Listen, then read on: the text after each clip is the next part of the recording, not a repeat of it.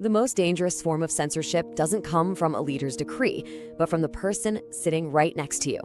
You know, we have this idea that a team in perfect harmony must be a high-performing team. But what if that harmony isn't real? What if it's actually a carefully constructed silence? What if that unity is the very weapon being used to make uncomfortable truths just disappear? I bet you've felt this before. You're in a meeting, something doesn't quite add up, so you raise a perfectly logical point, and suddenly the temperature in the room just drops. You're met with silence, maybe even some subtle hostility. It feels less like you're searching for the right answer and more like you've just broken some secret, unspoken rule. This is the core paradox we're digging into today. Well, what you're feeling has a name: groupthink weaponization. And this isn't just about a forceful leader. It's about the entire social architecture of a room being turned into a system. It's a system that takes our very human need to belong and twists it into a mechanism for collective blindness. It makes cooperation the very thing that stops a group from seeing what's right in front of them. So, in this explainer, we're going to perform a kind of forensic reveal. We'll start with the peer censorship paradox, then uncover the hidden architecture that allows this to happen.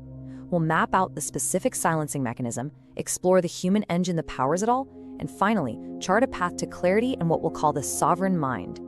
To really get how this system works, we have to start by exposing its hidden architecture, those invisible psychological rules that are running the show before anyone even says a word.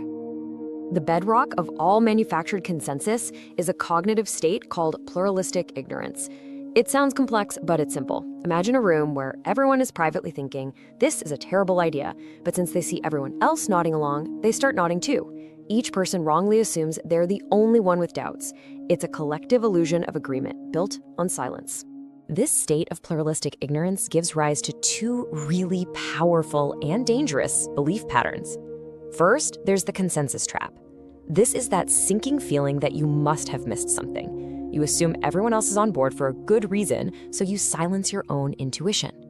The second pattern is social homogenization. This is where the group's thinking gets, well, flat.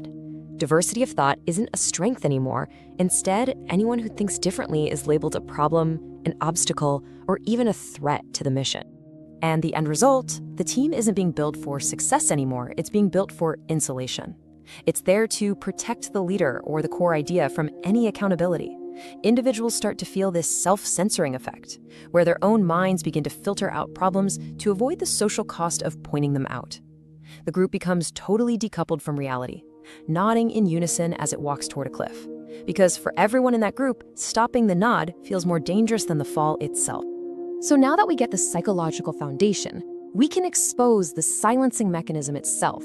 It's a specific, predictable, three-step pattern that systematically manufactures silence. The pattern plays out in three distinct stages. It kicks off with the harmony prime, which sets the emotional stage. Then it moves to the isolation of dissent, which targets the individual, and it all culminates in the mobbing reflex, where the group itself becomes the enforcer. Let's break each of these down. Stage one is the harmony prime. This is where language is used to build a powerful emotional frame. You'll hear words like unity, alignment, family, and team repeated over and over again. The goal is to make group cohesion a moral requirement. The baseline is set. We are a unified whole. And once that's established, any question isn't just a question. It's an attack on the family. It's a betrayal. So next, when someone does raise a valid, fact-based concern, watch what happens. This is the isolation of dissent. Their question isn't answered with data or logic. No, the focus shifts entirely onto them. They're hit with questions about their commitment, their attitude, or why they're creating a negative vibe. The conversation is masterfully redirected from the content of the dissent to the character of the dissenter. They're no longer a person with a point, they're now a problem to be solved. And this leads right into the final, most powerful stage, the mobbing reflex. Once that dissenter is isolated, the rest of the group often joins in on the correction. Now, this is crucial. It's rarely driven by conscious malice. It's actually triggered by a deep biological fear of social exile. Seeing one person get cast out triggers a survival instinct in everyone else. To secure their own safety and prove their loyalty, they pile on. One person's courage triggers the group's fear, and that fear triggers the group's aggression. The silencing is now complete. and it's automated by the group itself. But why is this pattern so devastatingly effective? The answer lies deep in our psychology, in the human engine that powers this entire system.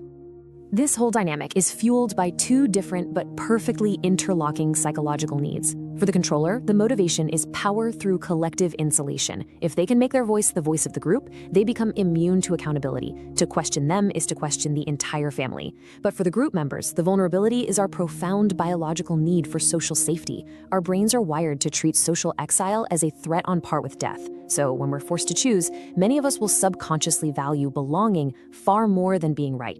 And that vulnerability is supercharged by a cognitive shortcut we all have called the social proof heuristic. This is just our brain's natural tendency to outsource its thinking. In confusing or high-pressure situations, we instinctively look to others to figure out what's real.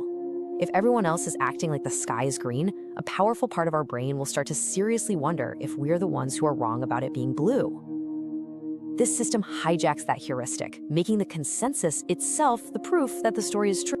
Over time, if you're in a dynamic like this long enough, the final stage can set in: internalized conformity. The external pressure becomes an internal voice. Your mind is effectively colonized by the group's needs, and the critical question you ask yourself quietly changes from, "Is this true?" to, "Is this what we say?" At that point, reality has been completely replaced by the consensus. So, knowing all of this, how do you break free? Is it even possible to see the architecture without getting trapped inside it? Well, let's turn to the path to clarity. This isn't about fighting the group. It's about developing the cognitive tools to see the pattern for exactly what it is. The first tool is a simple diagnostic you can run in your own head. Call it the Dissent Audit. Just look at your environment and ask this one critical question. When someone raises a dissenting point, is that point treated as valuable data to be analyzed? Or is it treated as an act of disloyalty to be punished? The answer to that question will tell you everything you need to know about whether the consensus you're in is real or if it's being manufactured. This audit leads to the key insight: pluralistic awareness. This is the moment you shatter that illusion of pluralistic ignorance. It's the radical realization that the unified front is probably a facade. The person sitting silently next to you isn't a true believer. They're likely just as nervous and confused as you are. They are also just pretending to agree so they can stay safe. This knowledge is incredibly powerful because it breaks that feeling of isolation that gives the system all its power. Ultimately, these tools help you reclaim your cognitive sovereignty. And that means fully accepting a simple but profound truth. I don't have to agree with the room to be right.